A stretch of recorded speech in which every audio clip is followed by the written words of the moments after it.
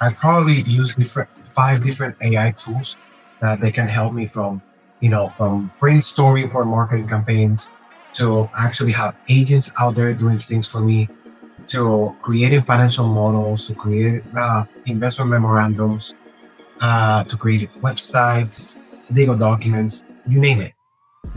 Definitely that's something that you need to integrate as a human being in order to be relevant in the next few years. But keeping at the core that the basics they need to be solid. And to be more specifics, when with the basics is you need to be able to store data and be actionable with the data. You need to be able to pick up the phone within 5 minutes of receiving a call, and you need to be able to follow up automatically with your leads. If you're not doing that as a broker, you're behind already. And something that for me has been very eye-opening, it is word of mouth.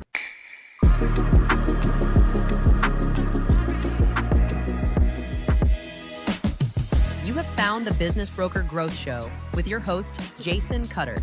This is the podcast for brokers who are ready to stop hoping for deals and start growing their pipeline.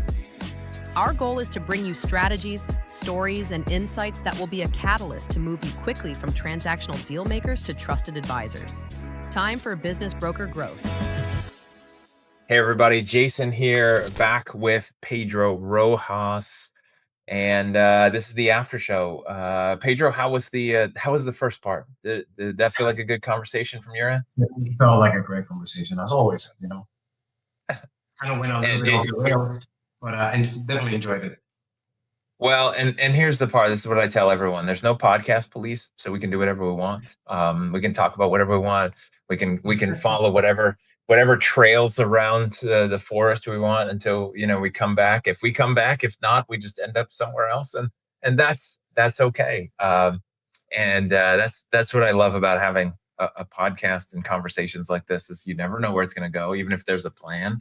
And it's always valuable. Always my rule for anybody that knows me that I've talked to about a podcast. Like my rule is as long as it's valuable for somebody listening, and then as long as you and I are having fun, whatever happens, right? So, all right. So let's dive into the after show questions. These are the ones that just like to have as a separate thing, kind of a fun conversation after a little break, take the pressure off of the main conversation. So the one I always like to start with is when you think of what it will take for advisors and intermediaries, business brokers to be successful in 5 years, which is now 2031. What do you think it will take for them to be successful and or survive? So, I'm still going to hold to my guns and mention doing the basics. Doing the basics well. Industry still needs a lot in order to get there. Many of the brokerages that are out there, you're ahead of the curve if you're using a CRM tool. Just to put it to you this way. So, which is something that many of the brokers they don't use. Some of them they do it, but they're not even optimized or the ability to have the data structured in an appropriate way, which is very basic in some of the industries. That still doesn't happen within business brokerage. Obviously, we can get into the whole AI, that it's out there, and it's true. There's plenty of tools out there.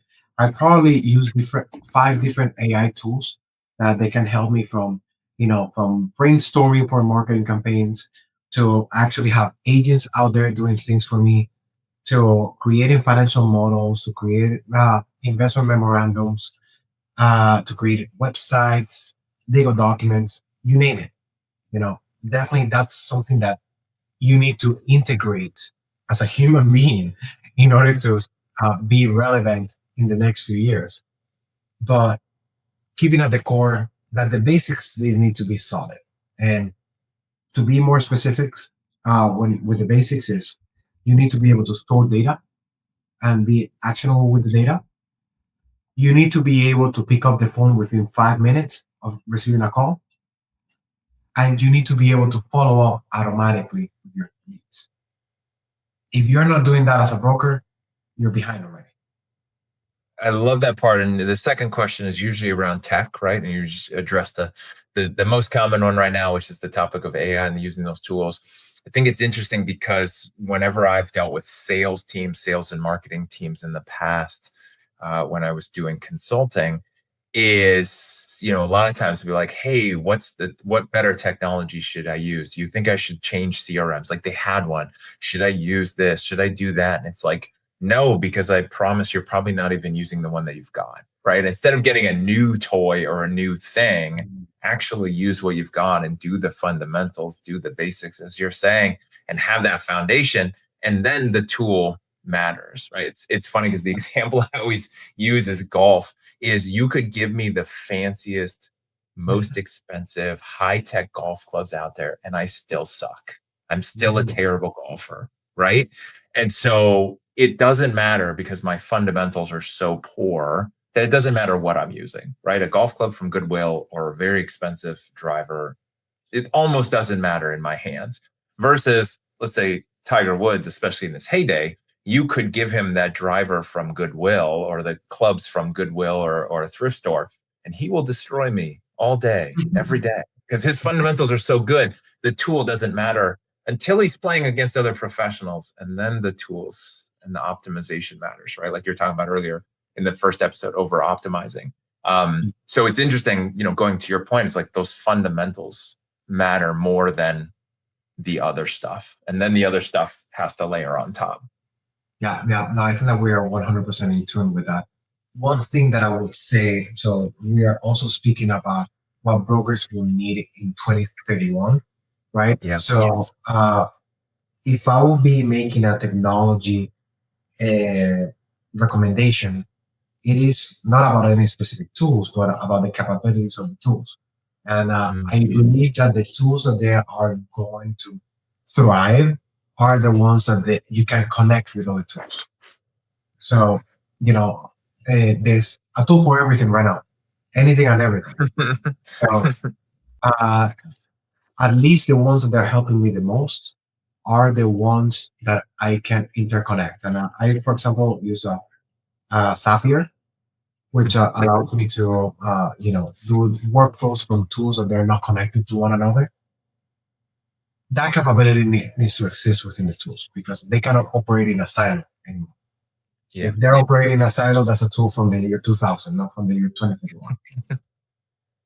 Yeah, it's so true, right? And then the higher level is a multi-purpose tool, right? Something that serves multiple purposes. So you don't have a ton of tools. And the best example I can think of as you're talking, like this jumped in my head, is if you watch commercials, you go online, you do any shopping, you go to stores, like if you're thinking about kitchen items, there's so many weird specialty kitchen items they're trying to sell you that does one thing, right? All this thing does is pull out seeds from an apple, right? It's like, okay, but now you have that on the shelf or in the drawer. Right. Now I have this one thing that all it does is this one thing. And it's like, if you had unlimited space and unlimited budget and you're okay with lots of clutter, like that's great. Otherwise, you want something that does multiple things and works well to make your life simple, right? It shouldn't make it more complicated. It should make it more simple, which is how I think of the tech tools as well. If you end up with this like wide tech stack that's all playing by itself, even if it's somewhat connected, it's like you have too many tools in the toolbox and it's going to be hard. That's right. And having multiple tools also require a lot of maintenance. So if you have to build your own tools, you know that whenever they break, they're expensive to fix. Yeah. Yep. And with tech, then especially if it's not your thing that you love the most, because this is the challenge, right? We're talking about brokers. If you love the tools and the technology, it's probably easy for you, but most people don't, right? Maybe they're business people, they're salespeople, they were business owners in a past life, where they were, buy side transactions like you. It's like technology might not be their primary thing that they love doing all the time, which means when it breaks or it's not working well, it's only going to cause frustration. It's not going to make you happier or give you something to do. Be like, all right, cool. I can't wait to spend my weekend programming Zapier connections and fixing all my things. You're right, but I do think that I want to be stern on that point, because I don't think that people right now, people in 2031, they have the luxury of not liking the tools. They don't have the luxury of not being tech enabled because Yeah. if not, you will be left behind. Period.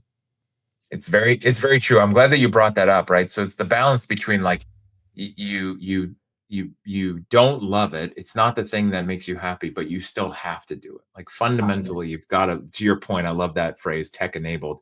You have to be tech enabled. You have to have that as a part of the thing. Even if you have someone on the team that doesn't, you have to understand it enough. And then keep your tech simple and integrated Yeah. and functioning well.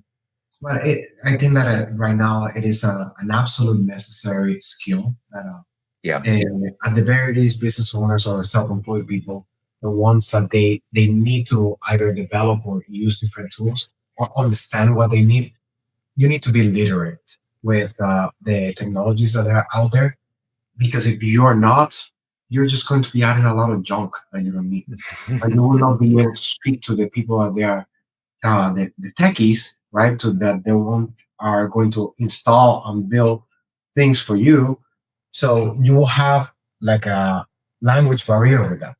You need to understand what is it that you need and be dangerous enough so that you can compete on that. Because if Yeah. not, it's just it's just going to work against you. And you cannot afford in this day and age to not be taken in.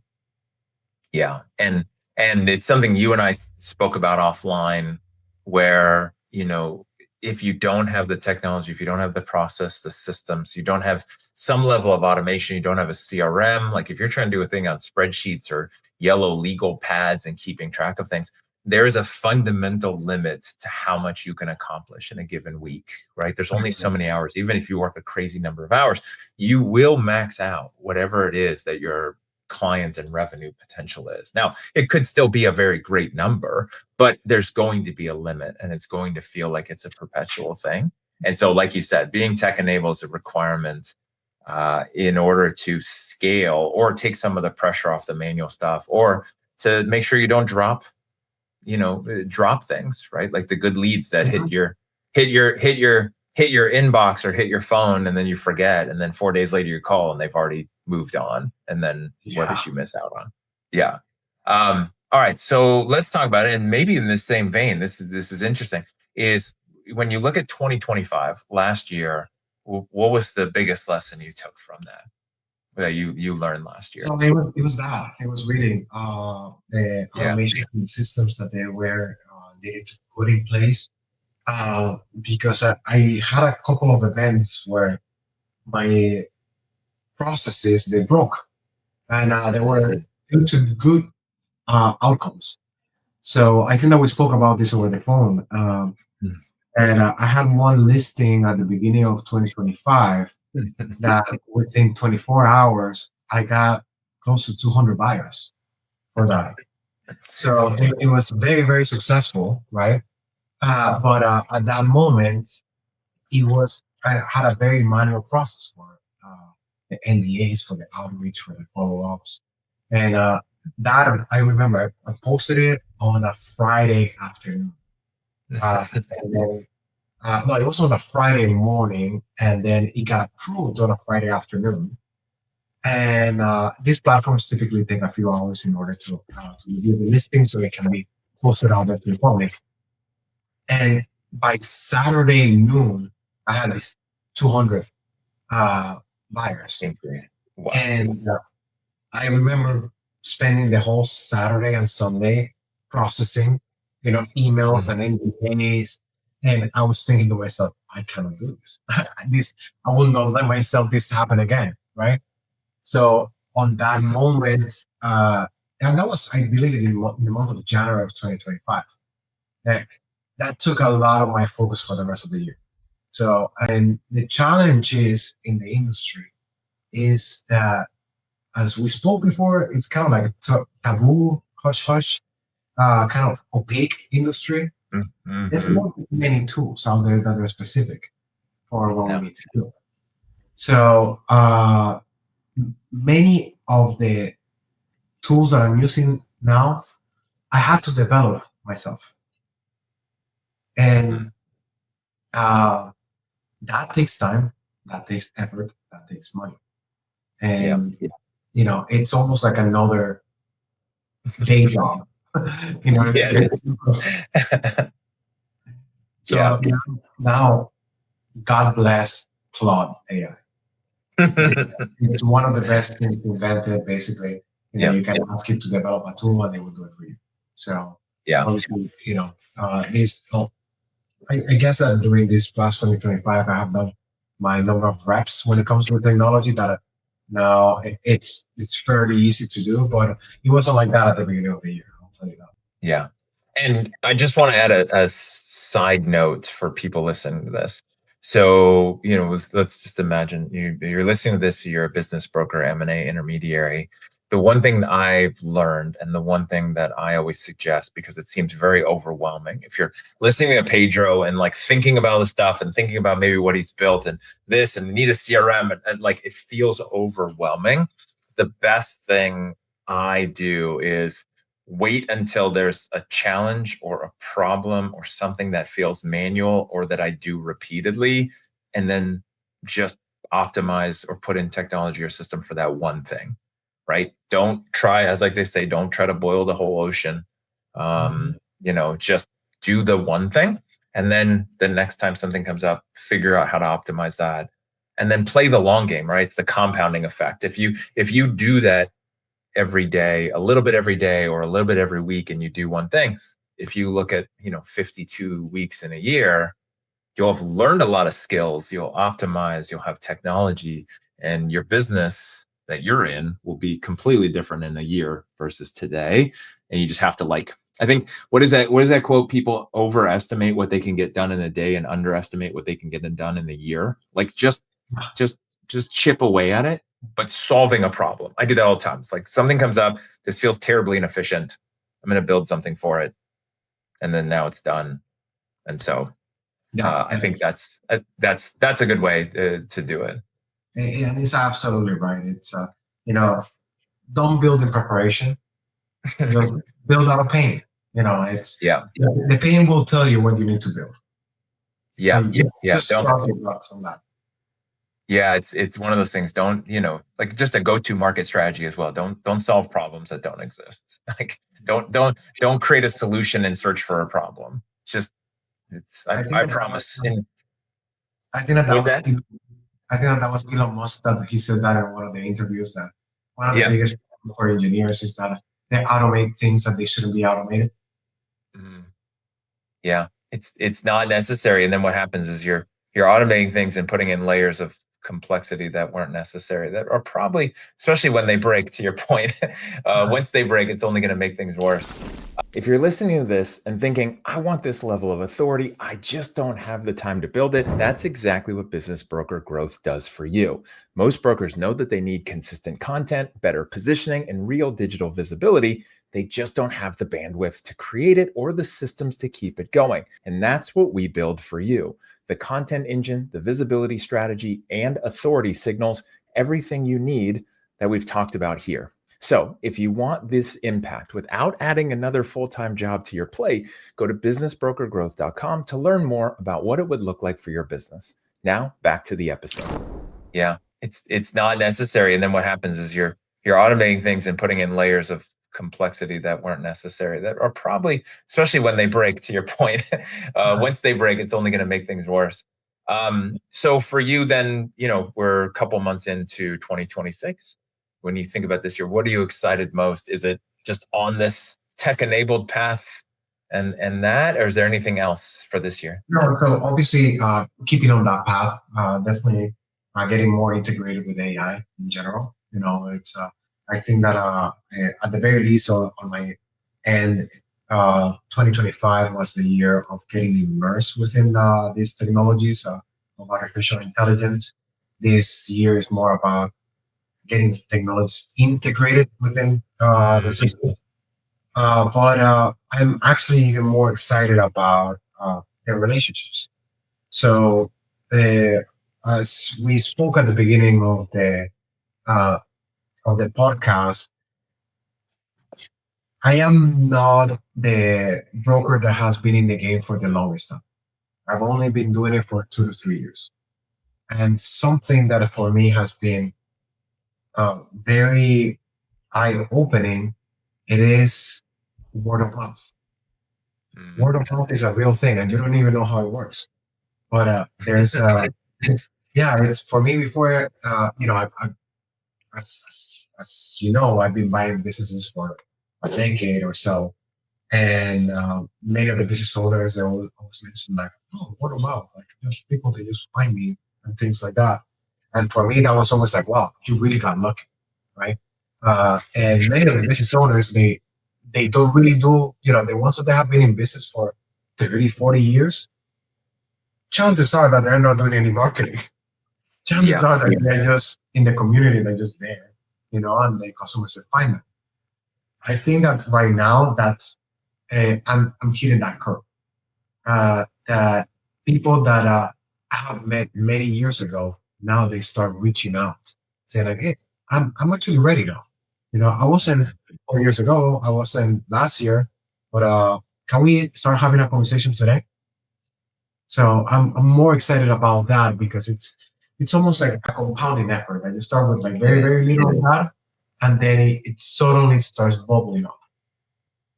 Yeah, I love that. I think that's great, and it's always fun to be in that inflection point, that tipping point where like the relationships and the word of mouth and all of that starts building, and then generating the referrals or stronger relationships or new connections and things like that. Right? It's like planting seeds that you don't know when you're going to get something from it, but it does, and when you do, you have the harvest that you're getting from it. And I think that's fun. I can hear in your voice that's exciting because again, you're new-ish to business broker side, but you've been a part of the game for a long time. And it's like, where does that start really taking into effect and then shifting from, let's say, cold introductions or new people finding you to the referrals and the introductions and the warmer ones, like where the trust is already built. And then it kind of switches. It kind of felt at the beginning like, hey, trust me, I can do this. So I know that you're good at this. Can I work with you? Yeah. That's always a tough one too, is getting the initial clients or doing it and being in a new business, where it's like, I know what I'm doing. You just need those first few people to trust you, and then once you have that, then the confidence, then the credibility, and the proof comes. So. Last question, which we already talked about, is fun because I know that you know this is coming. If you had a magic wand and you could wave it to handle one marketing thing, get one marketing thing taken care of automatically, or something, even in your tech-enabled Pedro world of focusing and integrating, what would you use that magic wand, that wish for? Yeah, so to have more conversations. So I was going to mention something like, to be able to teleport or to be able to have this, and that can definitely help, but to be able to have more genuine conversations with people, that I think that is what every broker needs.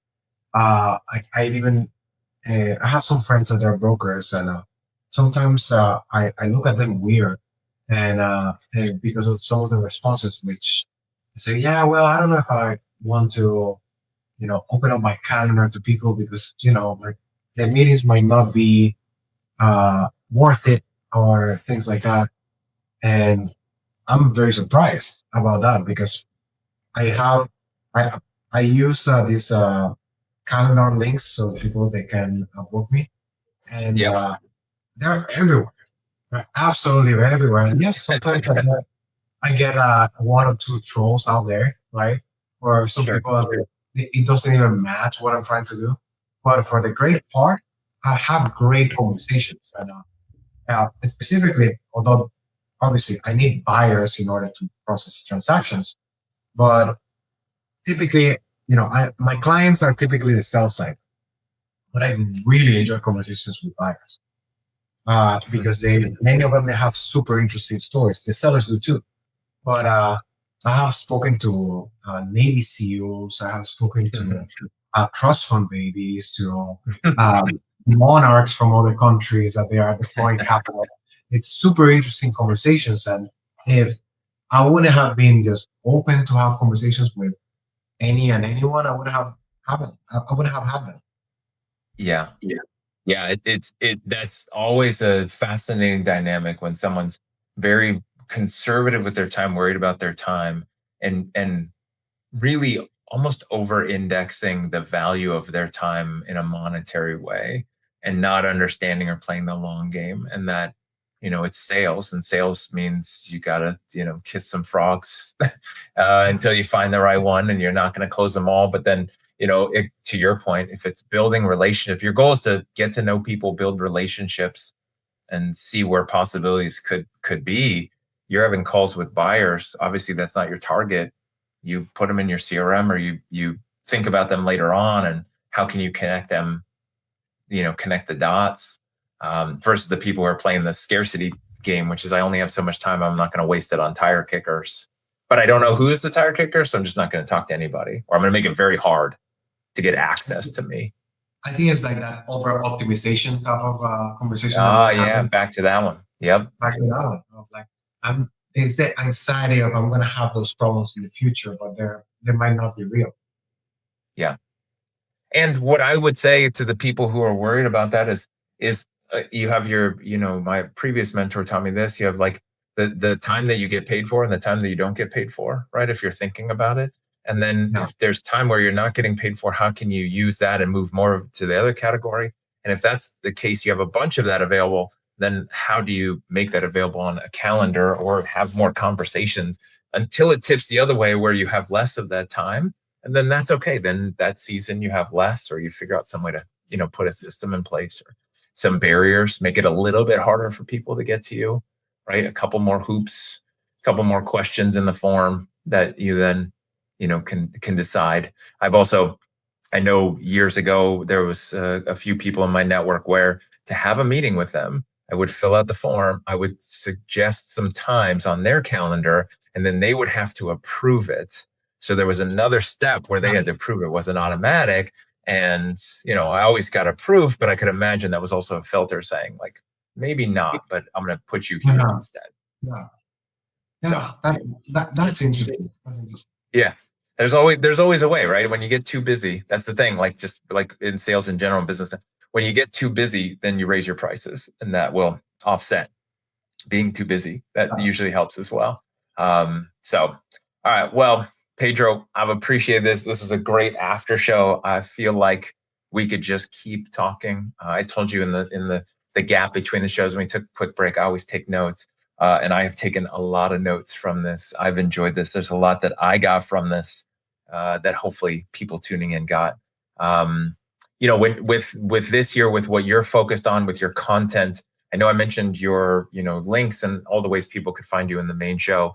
What would be the best way when you think about, like, if there's one place people should go to interact with you, find you, whatever thing you're putting out there in the world, what's the best thing for people? Yeah, so it really does depend on what is it that you're looking to do. So definitely, if you want to get a hold of me, my website probably is the easiest, quickest way to do. If you want to get some free information about not just business brokering, but about how to sell businesses, more about operationally, about the clinics, something more educational, go to my LinkedIn.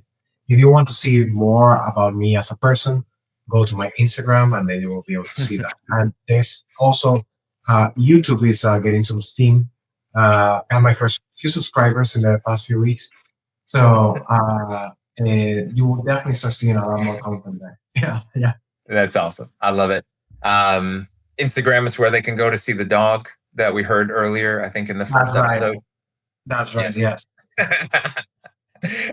So if you like business brokers and or dogs, go check out the Instagram. It's funny, you and I were talking about that, like in the different channels and what's appropriate and different stuff.